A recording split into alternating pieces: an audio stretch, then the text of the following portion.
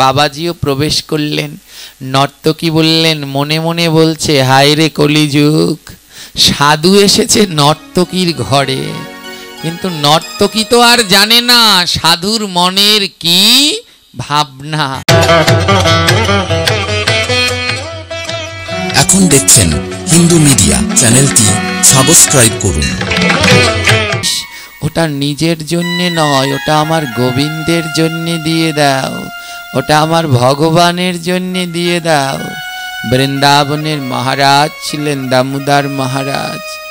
সারা বাজার ঘুরে যখন নতুন সবজিটি দেখতে পায় গিরিধারীর ভোগের জন্যে নিয়ে আসে।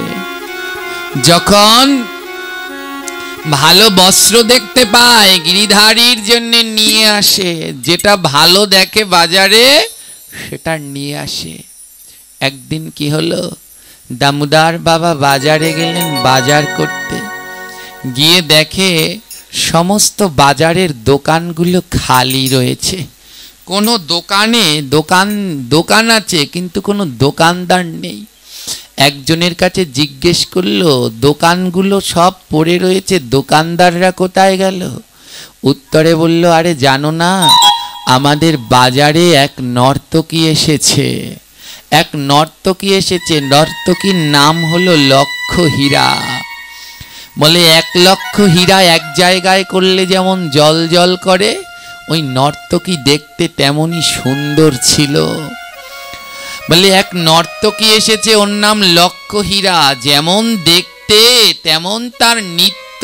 আহা, কি সুন্দর শাস্ত্রীয় নৃত্য করে, তালে তালে মুদ্রায় মুদ্রায়, হ্যাঁ, অপূর্ব নৃত্য। সমস্ত দোকানদারগণ দোকান ছেড়ে বাজারের ওই প্রান্তে নর্তকী নৃত্য করছে, তার নৃত্য দেখতে গেছে। আমাদের বাংলাদেশে তেমন হয় না। ইন্ডিয়াতে গেলে দেখবেন রেল স্টেশনে রেলের মধ্যে কেউ হারমোনিয়াম নিয়ে গান গাইছে, কেউ নৃত্য করছে, সবাই দাঁড়িয়ে দাঁড়িয়ে দেখছে আর খুশি হয়ে 1-2 করে টাকা দিচ্ছে। তো লক্ষ হীরা ছিল একজন নর্তকী। তার সাঙ্গপাঙ্গদের নিয়ে খোল করতাল নিয়ে ওই বাজারে বাজারে নৃত্য করত। আর বাজারের লোকজন ওই নৃত্য দেখে সন্তুষ্ট হয়ে লক্ষ হীরাকে টাকা দিত। আর কোনো সময় ভাগ্য ভালো হলে বড় বড় বায়না পেত শেঠেদের কাছে। নৃত্য দেখিয়ে মানুষের মনোরঞ্জন করে টাকা রোজগার করাই হলো ওর কাজ। বাবাজি বলে, বলো কি, একটা নর্তকী নৃত্য দেখতে সবাই দোকান ফেলে রেখে চলে গেছে। বাবাজি বলে, যাই, আমিও গিয়ে ওই নর্তকীর একটু নৃত্য দেখে আসি। বাবাজি গিয়ে অদূরে একটা টিলার উপরে দাঁড়ালেন। সব লোকেরা ঘিরে ওই নর্তকীর নৃত্য দেখছে, মনোমুগ্ধ হয়ে নৃত্য দেখছে। আদৌ নর্তকী খুব সুন্দর নৃত্য করে। হ্যাঁ, আমরা যে নৃত্য করি হলো উদ্ভট। হ্যাঁ, না আছে কোনো তাল, না আছে কোনো মুদ্রা, কিছু নেই। যারা নৃত্য শেখে নৃত্য করে তারা জানে নৃত্যের কি মর্যাদা। তুই নর্তকী খুব সুন্দর শাস্ত্রীয়ভাবে নৃত্য করছে। তো বাবাজি দূর থেকে দাঁড়িয়ে দাঁড়িয়ে দেখছে, আর সব লোকেরা ঘিরে মনোমুগ্ধ হয়ে দেখছে। বাবাজি বলছে, বাবা, আসলেই তো ওই নর্তকী মা খুব সুন্দর নৃত্য করে। দেখুন, যার যেমন ভাব তার তেমন লাভ। বাবাজি মনে মনে ভাবলো, আহারে, সমস্ত দোকানদারগুলো এই মেয়েটার নৃত্য দেখে পাগল হয়ে গেল। তার মানে এই নৃত্য আদৌ সেবা অনেক প্রকার হয়। হ্যাঁ, যেমন মুখে সেবা হয়, যেটা ভালো লাগে ওটা মুখের সেবা। নাকে সেবা, যেটা ঘ্রাণটা সুন্দর ওটা নাকের দর্শন, চোখে যেটা ভালো লাগে ওটাও সেবা। বাবাজি বলল, আরে, এত লোক এই মেয়েটার নৃত্য দেখে সন্তুষ্ট। এই মেয়ে, বাবাজিও প্রবেশ করলেন। নর্তকী বললেন, মনে মনে বলছে, হায় রে কলিযুগ, সাধু এসেছে নর্তকীর ঘরে। কিন্তু নর্তকী তো আর জানে না সাধুর মনের কি ভাবনা। সাধু নিজে নৃত্য দেখতে আসেনি, সাধুর মনের ভাবনা। আর এদিকে নর্তকী মনে মনে ভাবছে, হায় রে কলিযুগ, বাবাজি বৃন্দাবনের সাধু এসেছে নর্তকীর ঘরে, কিন্তু সাধুর মনের যে ভাবনা, সেই ভাবনা তো আর নর্তকী জানে না। এক গ্রামে একটা চোর বাস করত, আরেকটা সাধু বাস করত। মধ্যখানে একটা নদী ছিল, নদীর এপারে সাধু আর ওপারে চোর। সাধুরা প্রতিদিন 4টার সময় স্নান করে, আর যারা চোর ওরাও সারা রাত্র চুরি করে ওই 4টার সময় গিয়ে স্নান করে। ওই সাধু আর চোরের সাথে প্রতিদিন দেখা হয়, একজন নদীর এপার আর একজন নদীর ওপার। চোর যখন ওই স্নান করতে যায়, চোর মনে মনে বলে, আমি ভেবেছিলাম এই গ্রামে আমিই একটা চোর, কিন্তু আরো একটা চোর আছে ওই পারে। কিন্তু ওই পারে যিনি থাকেন সে চোর, তিনি সাধু। কিন্তু চোরের কাজ কি? সে অন্যকেও চোর ভাবে। আর এপারে সাধু মনে মনে বলে, আরে আমি ভেবেছিলাম আমি একা 4টার সময় স্নান করি, না না, ওই পারেও একজন ভক্ত আছে, সেও 4টার সময় স্নান করতে আসে। কিন্তু ও কি সাধু? ও চোর। যারা সাধু তারা চোরকে সাধু ভাবে, আর যারা চোর তারা সাধুকেও চোর ভাবে। আজ নর্তকী লক্ষ্যহীরা বলছে, আরে কি অবস্থা, সাধু এসেছে নর্তকীর বাড়িতে। লক্ষ্যহীরা বলছে, কি গো সাধু, কি চাই? বাবাজি বলল, ও মা, তুমি কি সব জায়গায় নৃত্য করতে যাও? লক্ষ্যহীরা বলছে, নৃত্য করা আমার পেশা, টাকা পেলে আমি সব জায়গায় যাই, আমার কোনো নিষেধাজ্ঞা নেই, আমার কাজ হলো টাকা। কেউ আমাকে টাকা দেবে, যেখানে বলবে সেখানে যাব। বাবাজি বললেন, কটা টাকা লাগবে? তোমায় যদি একদিন নৃত্য করতে নিয়ে যাই, কটা টাকা লাগবে? বাবাজি তো তাদের জমানো কিছু থাকে না, তো বাবাজির জমানো সামান্য সম্বল ছিল। তৎকালীন সময়ের 2টি টাকা, 2টা টাকা ছিল তার জমানো সম্বল। তৎকালীন সময়ে 2 টাকা মানে অনেকটা টাকা, তার কাছে 2টো টাকা ছিল জমানো। তো বাবাজি বলল, মাগো, তোমায় যদি একদিনের জন্য কোনো জায়গায় নৃত্য করতে নিয়ে যাই, তোমায় কত দিতে হবে?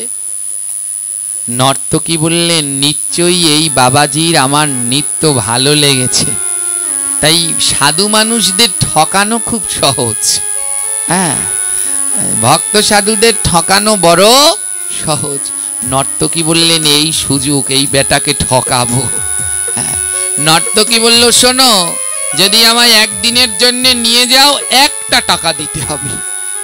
বাবাজির মনে বড় আনন্দ হলো, 1 টাকা দিলে হবে? আমার কাছে তো 2 টাকা আছে। বাবাজি বলল, আমি রাজি, আমি তোমায় 1 টাকা দেব, আমার সাথে এক জায়গায় যেতে হবে আর গিয়ে নৃত্য করতে হবে।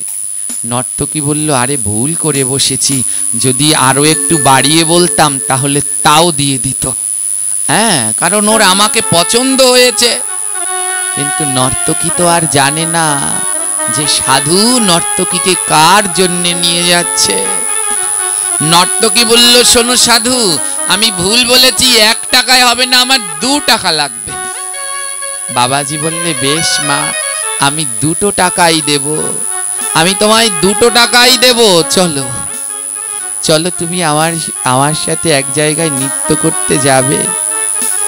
নর্তকী মনে মনে বলছে, নিশ্চয়ই কোনো ধনী মানুষ হবে, নইলে 3 ঘন্টা নৃত্যের জন্য 2 টাকা দেবে। তৎকালীন সময় 2 টাকার অনেক দাম।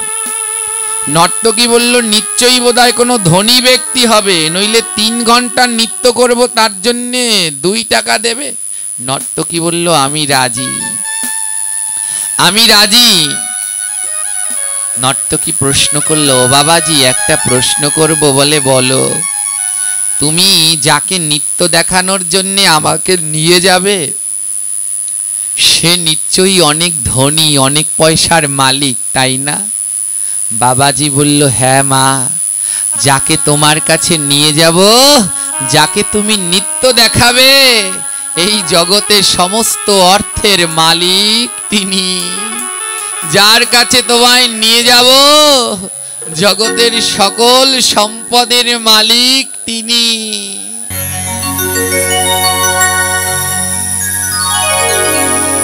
নর্তকী তখনও বুঝতে পারলেন না সেই মালিকটা কে, অনাদির আদি পরমেশ্বর ভগবান শ্রীহরি।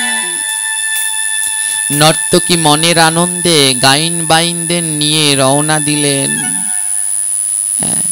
বাবাজির সাথে রওনা দিলেন। নর্তকী ভেবেছে যে আমায় নৃত্য করার জন্য নিশ্চয়ই কোনো বড় অট্টলিকা রাজপ্রসাদে নিয়ে যাবে। যখন নর্তকী আসলেন, এসে দেখে একটা গোবিন্দ মন্দির। নর্তকী বললেন, বাবাজি এ কোথায় এনেছো? এ তো মন্দির, আমি তো মন্দিরে নৃত্য করি না, আমায় তো বড় শেঠের কাছে নিয়ে যাওয়ার কথা। তুমি বড় শেঠের কাছে না নিয়ে এই মন্দিরে নিয়ে এসেছো। বাবাজি বলছে, মারে আমার এই মন্দিরেই সেই বড় লোক শেঠ বাস করে। আজকের নৃত্যটা তুমি সেই বড় লোক শেঠকে দেখাবে। নর্তকী বলে, ধ্যাত অত ভেবে লাভ কি, আমার কাজ হলো টাকা, টাকা পেলেই হলো। নর্তকী বলল, কই তোমার সেই শেঠ কই? আসতে আসতে দুপুর গড়িয়ে বিকেল হয়ে গেছে। বাবাজি বলল, একটুখানি অপেক্ষা করো, একটুখানি অপেক্ষা করো। আমাদের যে শেঠ আছে তিনি 4টার সময়, বিকালে 4টার সময় ঘুম থেকে ওঠেন। 4টা বাজুক, অপেক্ষা করো, একটু সময় অপেক্ষা করো। নর্তকী বললেন, বেশ 4টার সময় নৃত্য শুরু হবে তো, তাহলে আমি সুন্দর করে সেজে নেই। নর্তকী সাজতে গেলেন। ওমা যারা নৃত্য করে দেখবেন কত কি গয়নাগাটি দিয়ে সাজে। নর্তকী বললেন, এত বড় লোক শেঠের সম্মুখে নৃত্য করব, আজ দামি একটা গয়না গলায় দিয়ে যাব যেন ঝকঝক করে। যখনই সেই দামি গয়নাটা পরবে, বাবাজি গিয়ে বলে, দাঁড়াও মা, আজ যার কাছে নৃত্য করবে তার কাছে এই দামি গয়নাটা গলায় দিয়ে যেও না। আজ আমি একটা অন্য গয়না দিচ্ছি, সেই গয়নাটা পরে তার কাছে নৃত্য করবে। নর্তকী লক্ষ্যহীরা বললেন, কি গয়না? বাবাজি একটা তুলসীর মালা দিয়ে বললেন, নাও। এতদিন তো অনেক দামি গয়না পরেছ, আজ এই তুলসীর মালাটা গলায় দিয়ে জগতের শেঠের কাছে নৃত্য করো, দেখবে আমার শেঠজি কত খুশি হয়। একটা তুলসীর মালা দিলেন। বাইজি নর্তকী বলছেন, ওতে আমার কিছু আসে যায় না, আমার লাগবে টাকা। আজ একদিনের না হয় জন্য গয়না পরলাম না। বাবাজি গলায় তুলসীর মালাটা পরিয়ে দিলেন। নর্তকী ওই যে মেকআপ, সোনো পাউডার নিয়ে আসলেন সাজবেন। বাবাজি বলে, আজ আর ওই দিয়ে সেজো না মা, প্রতিদিন ওই সব দিয়ে সেজে তো নৃত্য করো, আজ আমি তোমায় আরেকটা জিনিস দিয়ে সাজিয়ে দিচ্ছি। বলে, কি? বাবাজি রাধাকুণ্ডের রজ নিয়ে আসলেন, আসো আমি তোমার ললাটে আজ রাধাকুণ্ডের রজ দিয়ে তিলক অঙ্কন করে দেই, আর এমনি ভাবে আজ একটু সেজে জগতের সব থেকে বড় ধনীর কাছে তুমি নৃত্য করবে। ললাটে তিলক পরিয়ে দিলেন, গলায় পরিয়ে দিলেন তুলসীর মালা। হ্যাঁ, নর্তকী তার নিজের পোশাক পরলেন। নর্তকীরা তো দেখেন কেমন ভাবে সাজে। বাবাজি বলল, আজ এমন ভাবে নয়, একটা উত্তরী এনে নর্তকীর হাতে দিয়ে বললেন, নাও মা, এবার উত্তরীটা মাথায় জড়িয়ে নাও। আজ যার কাছে তুমি নৃত্য দেখাবে তার মাথায় উত্তরী, ললাটে তিলক, গলায় তুলসীর মালা দিয়ে আজ তাকে নৃত্য দেখাবে। 4টা বেজে গেল। নর্তকী জানে না আজ তার মনের ভিতরে কেমন উথাল পাথাল করছে। নর্তকী বলছে, আমার মন তো কোনোদিন এমন করে না। কেন করছে জানেন? তুলসীর মালা, তিলক, উত্তরী ধারণ করলে মন পবিত্র হয়, শুদ্ধ হয়। আজ নর্তকীর মনটার মধ্যে উতাল পাতাল করছে। বিকাল 4টা বেজে গেছে। বাবাজি বলছে, আসো মা আসো, আমাদের শেঠ আসার সময় হয়ে গেছে। মন্দিরের সামনে নিয়ে গেছে। নর্তকী ভাবছে নিশ্চয়ই কোনো বড় ধনী এখন বের হবে। মন্দিরের দরজা খুলে দেয়া হলো। নর্তকী তাকিয়ে দেখে মন্দিরের ভিতরে গিরিধারী দাঁড়িয়ে আছে।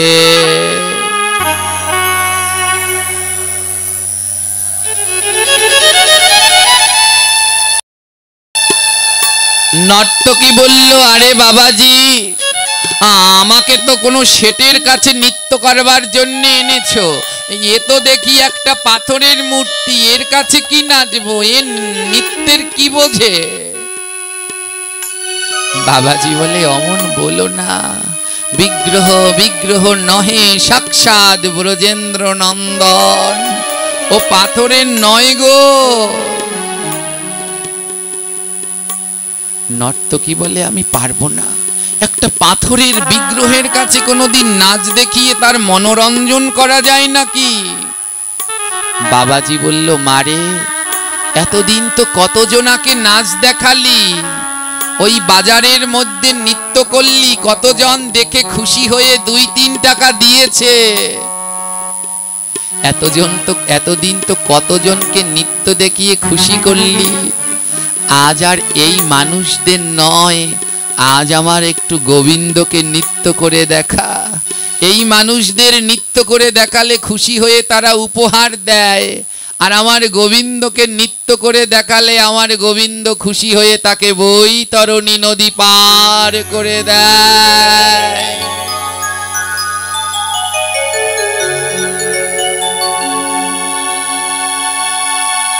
দেখা না মা।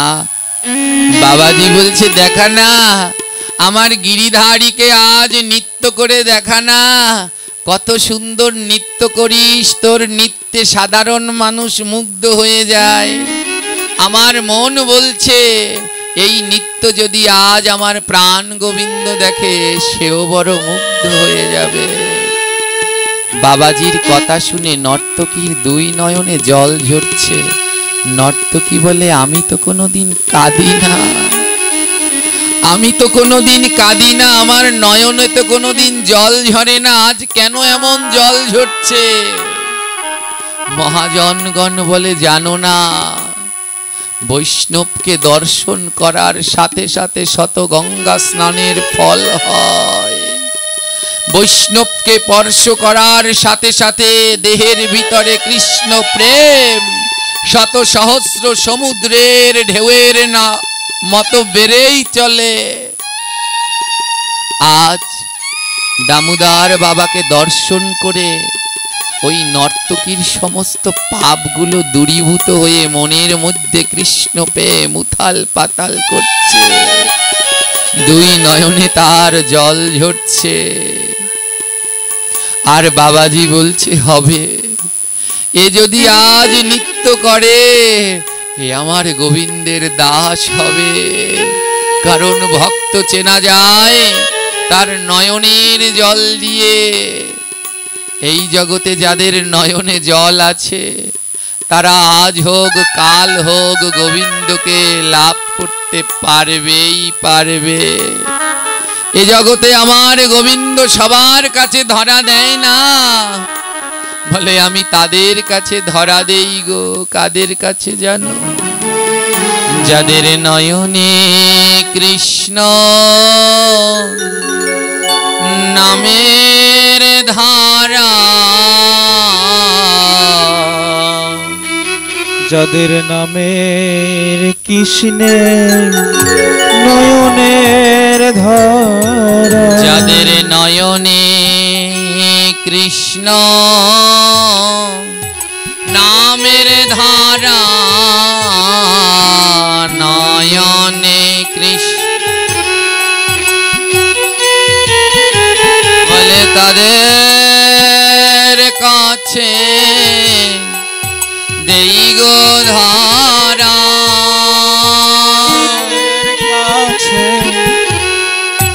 দেই গো ধারা, আমি তাদের কাছে কাছে দেই গো ধরা, আমি তাদের কাছে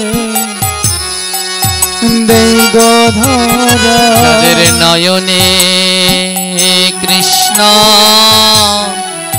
নামের ধারা, নয়নে কৃষ্ণ নামের ধারা। যারা কৃষ্ণ বলে দিতে পারে, কৃষ্ণ বলে দিতে পারে। যারা রাধা বলে দিতে পারে,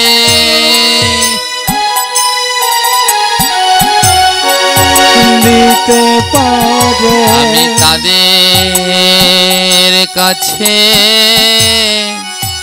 দেই গো ধরা,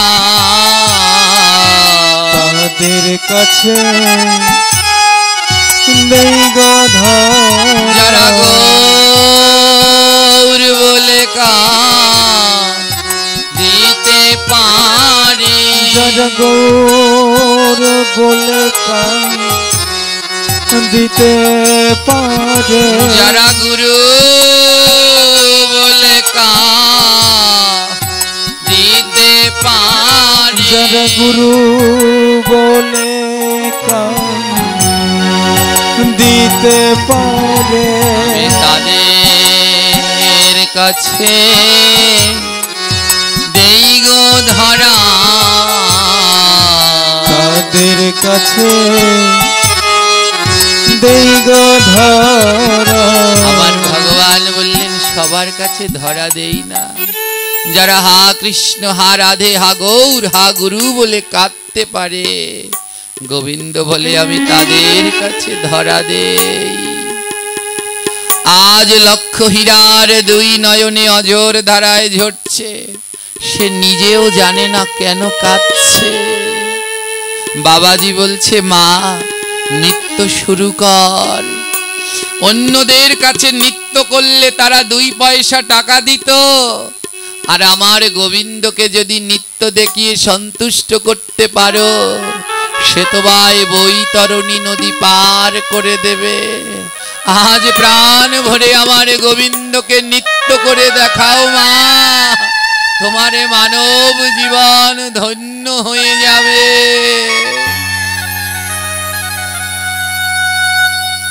নর্তকী গাইন বাইনদেরকে বলল একটা গান ধরো। বাবাজি বলে দাঁড়াও, ওই বাজারে যেই গানে নৃত্য করো আজ সেই গান নয়, আজ আমি গাইব। ও মা তুমি 2 বাহু তুলে আমার গোবিন্দকে নৃত্য করে দেখাও। বাবাজি গাইলেন হরে কৃষ্ণ কৃষ্ণ কৃষ্ণ হরে হরে, হরে রাম রাম হরে হরে, হরে কৃষ্ণ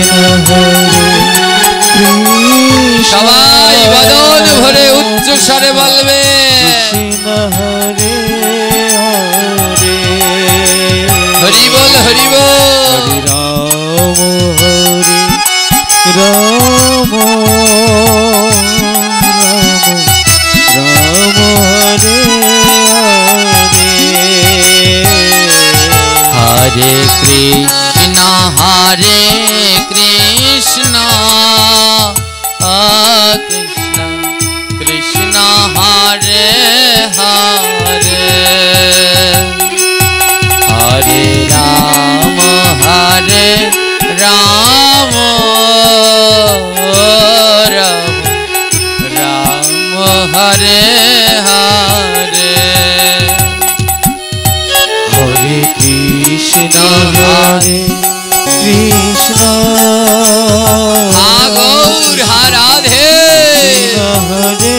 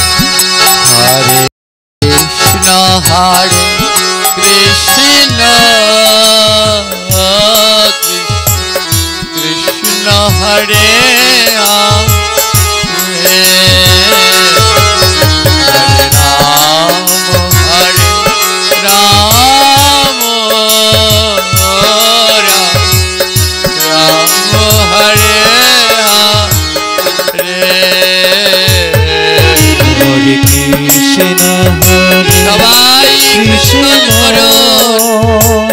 দুই নয়নের জল দিয়ে আজ ভগবানকে ডাকো।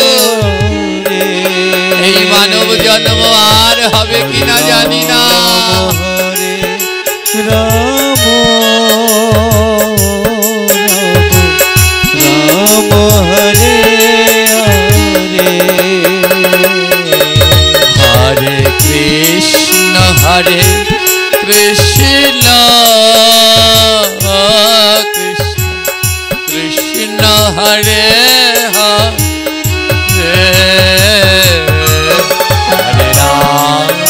হরে রাম রাম রাম হরে হরে কৃষ্ণ হরে কৃষ্ণ লক্ষ্মীরা নামের তালে তালে নৃত্য করছে। কৃষ্ণ আর সাধুগুরু বৈষ্ণবের চরণ ধুলা নিয়ে অঙ্কে মাখছে। আবার কখনো বা ভক্তকে বুকে জড়িয়ে ধরে উথাল পাতাল গৌর গৌর বলে কাঁদছে। রাম হরে হরে হরে কৃষ্ণ কৃষ্ণ কৃষ্ণ হরে হরে হরে রাম রাম রাম হরে হরে কৃষ্ণ হরে কৃষ্ণ রাধে রাধে কৃষ্ণ হরে হরে হরে রাম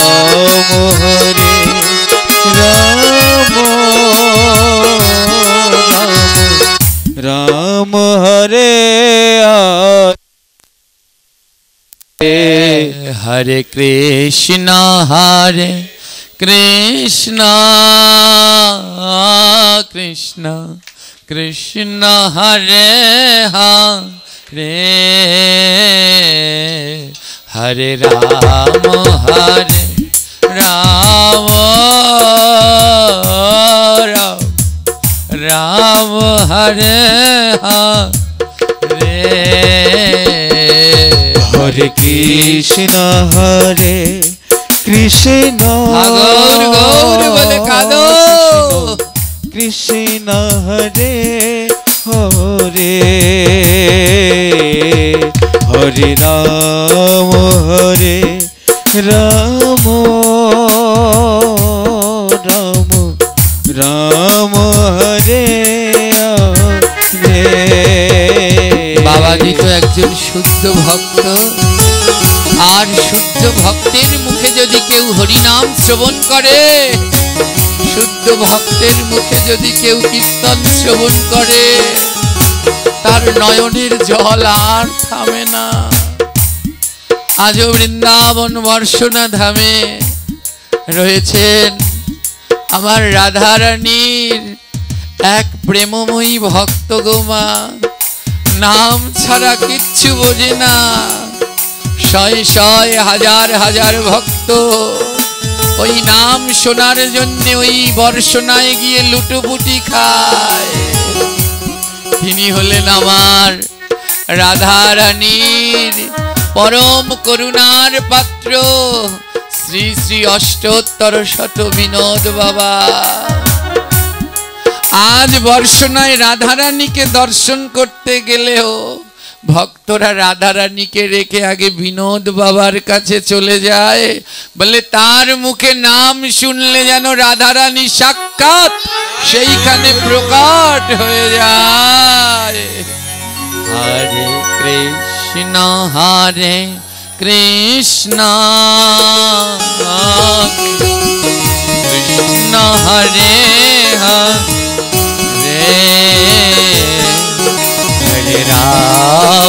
হরে রাম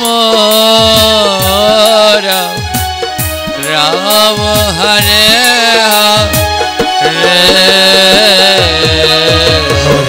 কৃষ্ণ হরে কৃষ্ণ কৃষ্ণ কৃষ্ণ হরে হরে হরে রাম রাম রাম হরে আজ বাবাজি তো শুদ্ধ ভক্ত, এ জগতে সব মুখে নাম করলে কাজ হয় না। যাদের দেহ শুদ্ধ, যেই মুখে কোনোদিন লোকনিন্দা হয় না, যেই মুখে কোনো সময় পরচর্চা পরনিন্দা হয় না, সেই মুখে যদি শ্রীনাম শ্রবণ করেন, শ্রীকথা শ্রবণ করেন, তবে ওই নামে কাজ হয়, সবার মুখে হয় না। আজ বাবাজি যখন নাম গাইছেন, সবাই মিলে ধুলায় গড়াগড়ি দিয়ে কাঁদছে, আর নর্তকী লক্ষ হীরা ওই নামের তালে হাগৌর হানিতাই বলে নৃত্য করছে। আজ ওই মন্দির যেন প্রেমের বন্যায় ভেসে যাচ্ছে। কিছুক্ষণ পর বাবাজি লক্ষ হীরাকে ডেকে বলল, মা, একবার মন্দিরে গিরিধারীর বিগ্রহের দিকে তাকিয়ে দেখ। লক্ষ হীরা বিগ্রহের দিকে তাকিয়ে দেখে গোবিন্দের দুই নয়ন থেকে অঝোর ধারায় জল ঝরছে।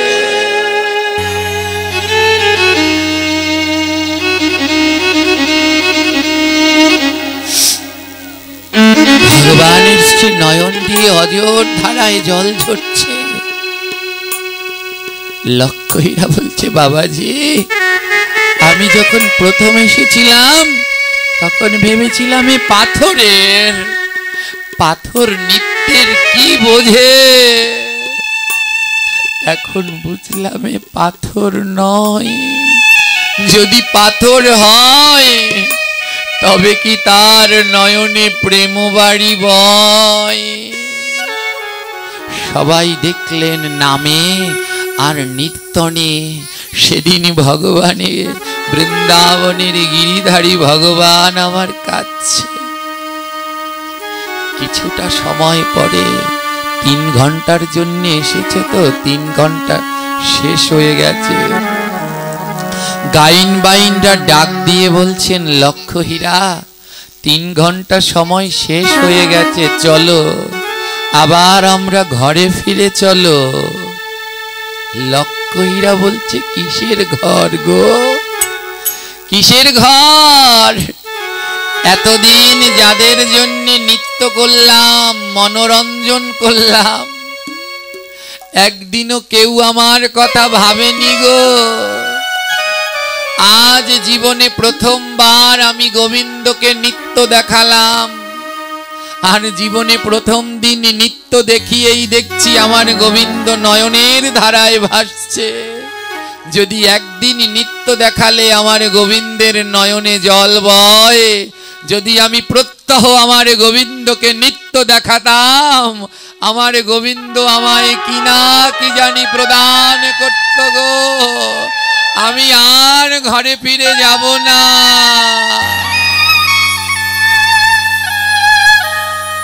আর ঘরে ফিরে যাব না। আমার গুণ বলতে কিছু নেই, আমার গুণ বলতে আছে আমার নিত্য। তাই আমি প্রাণ ভরে আমার ভগবানকে নিত্য দেখাবো। এই দেহটা আমি আর উচ্ছিষ্ট করব না, আর কারো সেবায় নয়। এই দেহটা আজ থেকে আমি আমার গোবিন্দের সেবায় লাগাবো। এই দেহ দিয়ে অন্য কারো মনোরঞ্জন নয়, এই দেহ দিয়ে আমি আমার প্রাণ গোবিন্দের মনোরঞ্জন করব। লক্ষ হীরা আর ঘরে ফিরে গেলেন না, রয়ে গেলেন বৃন্দাবনে। প্রত্যেক মন্দিরে মন্দিরে যায় আর গোবিন্দকে আনন্দ দেওয়ার জন্য নৃত্য করে। ও মা, আজ তোমাদের কাছে একখানা প্রশ্ন রেখে যাই। ওই বিয়ে বাড়িতে ডিজে গানে নাচো, সরস্বতী পুজো, দুর্গা পুজো, কালী পুজোয় মনের আনন্দে নিত্য করে নেচে খুশি হয়ে কয়েকজনে উপহার স্বরূপ টাকা দেয়, কত কি দেয়, কিন্তু একদিনও কি আমার গোবিন্দকে মনের আনন্দে দুই বাহুলে নৃত্য করে দেখিয়েছ? আমার ব্রজের গোপীগণ গোবিন্দকে নিয়ে রাস নৃত্য করলেন, সেই নৃত্যে সন্তুষ্ট হয়ে, রাস নৃত্যে সন্তুষ্ট হয়ে গোপীগণকে কৃপা করলেন গোবিন্দ।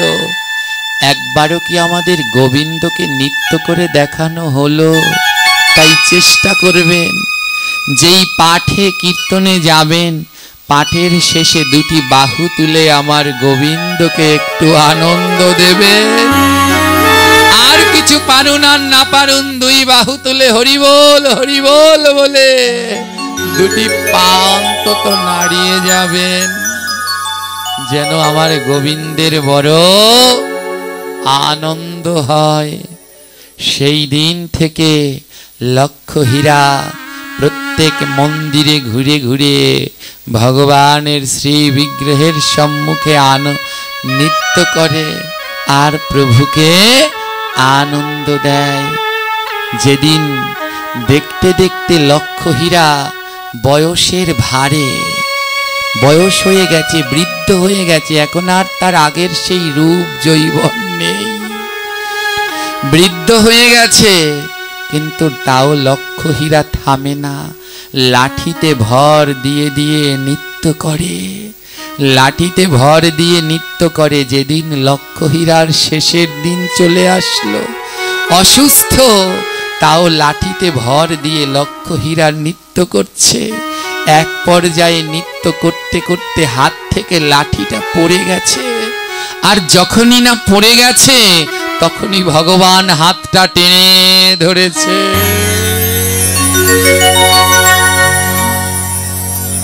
ভগবান হাতটা টেনে ধরেছে। আরে লক্ষ হীরা তাকিয়ে দেখলেন সাক্ষাৎ ব্রজেন্দ্র নন্দন তার হাত ধরেছে। ভগবান বলছেন, আমি তখন তার হাত ধরি কখন জানো? যখন তোমাকে ধরার মতো আর কেউ থাকবে না, যখন আর কেউ কারো সাহায্য তুমি নেবে না, তখন আমি গিয়ে তোমায় ধরবো। ভয় নাই ভক্ত, তুমি যদি আমায় ধরতে পারো আমিও তোমায় ধরবো। লক্ষ হীরা বলল, প্রভু কতদিন ধরে তোমায় ডাকলাম, আজ এতদিন পরে তুমি আসলে। ও ভগবান, আজ তুমি আসায় আমার জীবন ধন্য হয়ে গেল। অনেক দিন, বহুদিন ধরে তোমায় ডেকেছি, আজ বহুদিন পরে তুমি আমায় সাড়া দিলে প্রভু। বহুদিন পরে আজ এলো শ্যামরা, বহুদিন পরে এলো শ্যামরা, বহুদিন পরে আজ এলো শ্যামরা, বহুদিন পরে এলো শ্যামরা, বহুদিন পরে আজ এলো শ্যামরা। আজ মন ভরে সাজাইব, মন ভরে সাজাইব, মন ভরে সাজাইব, মন ভরে সাজাইব। আজ নিরালায় বহুদিন পরে আজি এলো শ্যামরা, বহুদিন পরে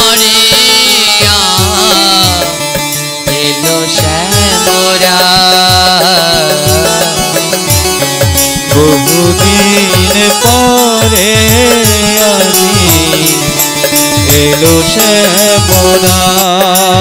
শ্যাম সুন্দর, কতদিন ধরে ডাকলাম, আজ আমার জীবনের সেই শেষ বৃদ্ধ বয়সে তুমি আসলে। আজ কি করব জানো প্রভু?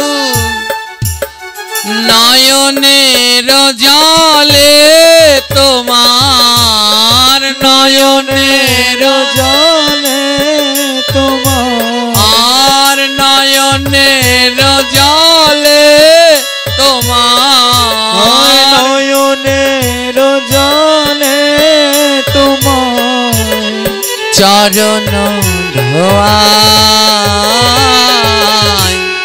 বহুদিন পরে হরি বল সবাই, এলো শ্যামরা।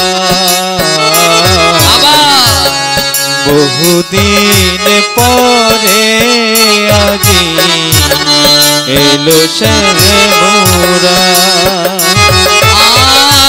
আর কি আছে, আর কি বাঁধব, কি আছে আর কি বাঁধব।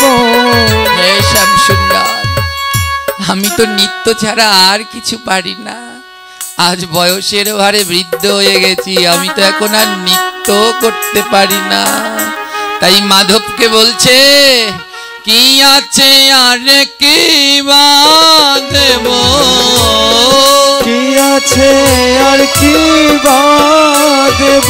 ও কি আছে আর কি বাঁধব, কি আছে আর কি বাঁধব।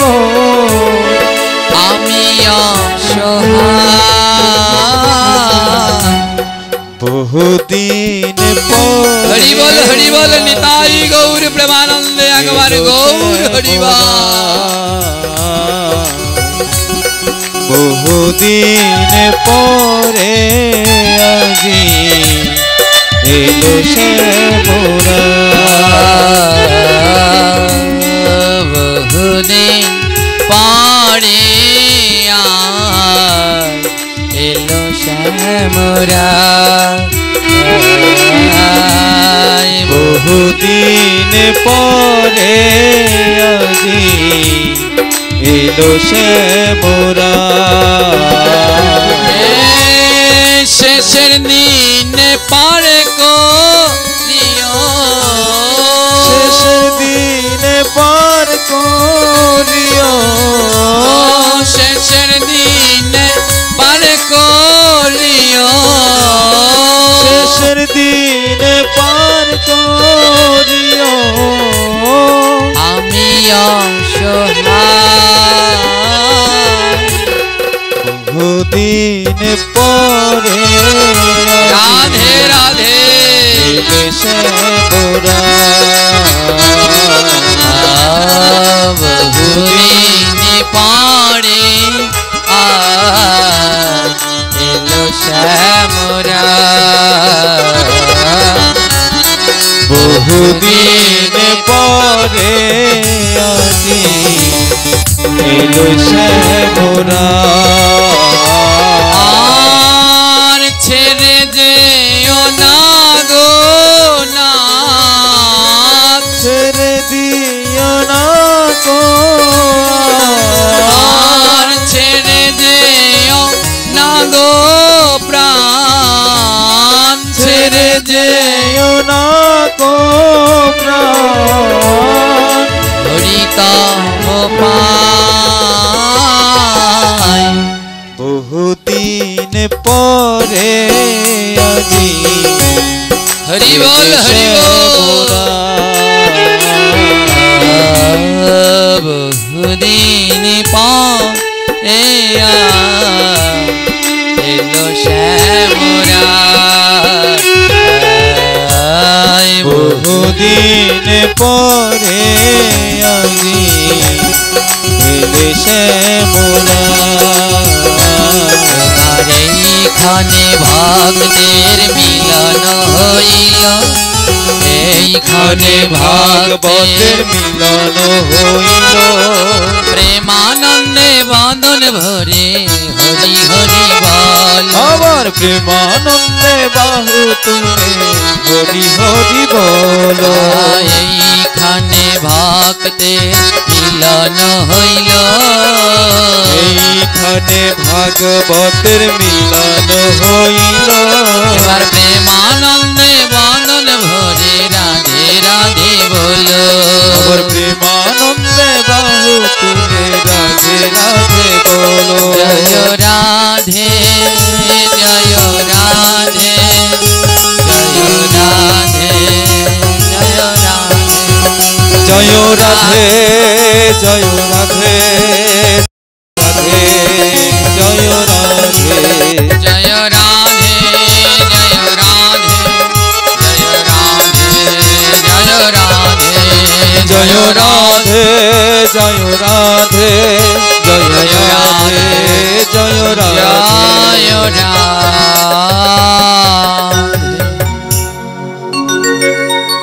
আদ্যকার এই ভাগবত পাঠে আয়োজন করা হয়েছে পিতা চিত্তরঞ্জন রায় কর্মকার, মাতা চিনুরানী কর্মকার। এদের আত্মার শান্তি কামনায় আদ্যকার এই ভাগবত পাঠের আয়োজন করেছেন তৎপুত্রগণ অসীম কর্মকার, আশিস কর্মকার, অনুপ কর্মকার এবং সমীর কর্মকার। তো সর্বপ্রথম এই চার সন্তানের চরণে আমি আমার ভক্তিপূর্ণ দণ্ডবত প্রণাম জানাই। প্রত্যেক সন্তানদেরই উচিত বছরের একটা দিন তাদের মা বাবার উদ্দেশ্যে ভাগবত পাঠ দেয়া। তাই যেই সন্তানগণ তাদের মাতা পিতার উদ্দেশ্যে বছরে একদিন হরি কথা ভাগবত পাঠ দেয়, তাদের চরণে এই অধম শত অনন্ত কোটিবার মস্তক নোয়ায়। তাদের ঘরের কন্যা সানন্দা কর্মকার, তিনি শারীরিকভাবে একটু অসুস্থ এবং তাদের সংসারের সকলের মঙ্গল কামনায় আদ্যকার এই ভাগবত পাঠের আয়োজন করা হয়েছে। এবং বিগত 3 দিনও এখানে হরিকথা গেল, আজ দুপুরে যে বিশ্রাম হলো। এই ভাগবত পাঠের আয়োজন করেছেন সুধীর কর্মকার, এর নাতনি জয়শ্রী কর্মকার মাম্পি। এদের দাম্পত্য জীবনের কল্যাণ মঙ্গল কামনায়, সবাই জানেন এদের সদ্য বিবাহ হয়েছে, এদের এই দাম্পত্য জীবন যেন সুখের হয়, মধুময় হয়, তার জন্যে এই ভাগবত পাঠের আয়োজন করা হয়েছে, ভক্ত সেবার আয়োজন করা হয়েছে। তো ভগবানের কাছে আমাদের সকলের প্রিয় মাম্পি, ওর দাম্পত্য জীবনের যেন মঙ্গল হয়, এর জন্যেও আমরা প্রার্থনা করব আদ্যকার। এবং যারা এই মাতা পিতার নামে পাঠ দিয়েছেন তাদের আত্মার শান্তির জন্যেও আমরা প্রার্থনা করব। তো সবাই মিলে দুটি হাত জোর করে এক এক করে সকলের নামে আমরা প্রার্থনা।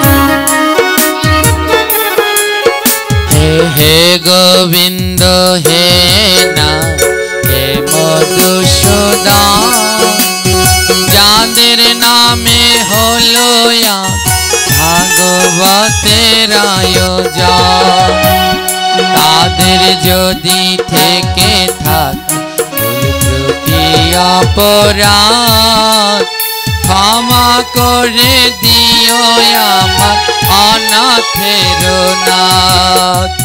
যেই মাতা পিতার নাম এই ভাগবত হলো, তারা যেন গোবিন্দ চরণে থাকে ভালো।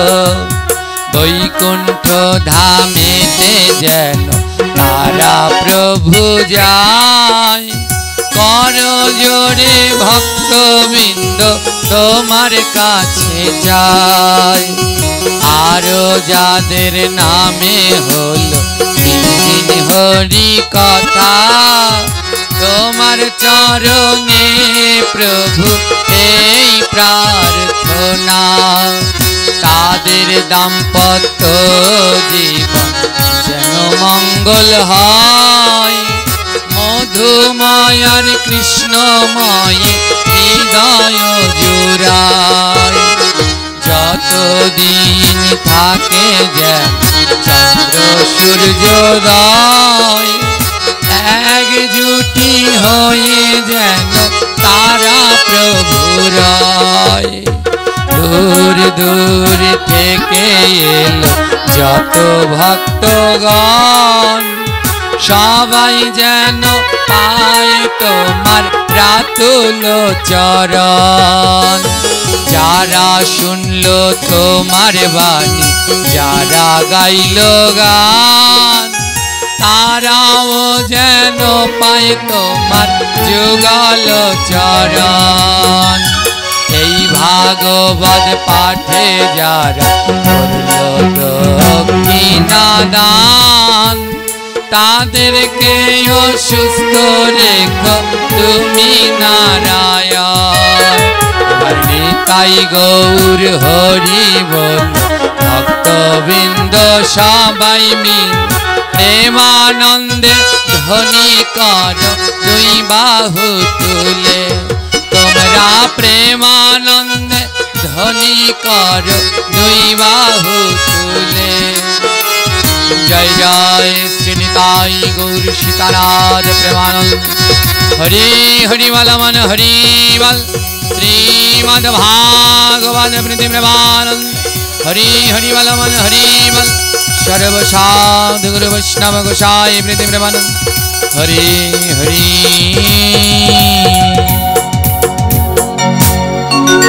যদি থাকে লেখা, আবার কালকে হবে কাল 8টার সময়ে আবার সবার সাথে যথারীতি দেখা হবে। ওমা, আজকে একটু ভগবানের নামে নৃত্য করবেন না করবেন না? আজ যদি শিক্ষা না হয় তাহলে আর এ জন্মে শিক্ষা হবে না। এবার সবাই মিলে দাঁড়িয়ে পড়ুন আর আমাদের এই বাবা